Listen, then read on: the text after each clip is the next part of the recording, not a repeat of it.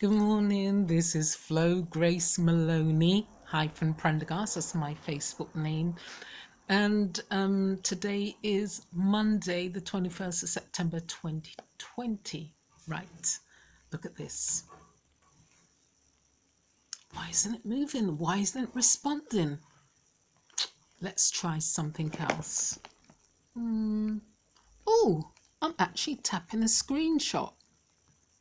So what I need to do is get to the actual phone. Are you tired of tapping screenshots?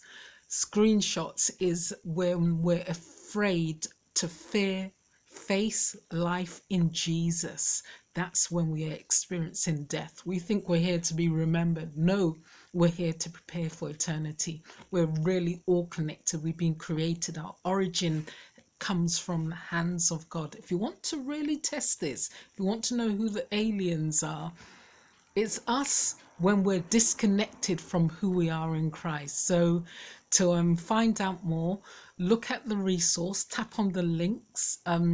The first one is a lesson which gives creation origin and talks about how we're connected. The next one is a specific resource for young people called A Call to Stand Apart. You get a PDF and you also get the audio. I know you'll be blessed.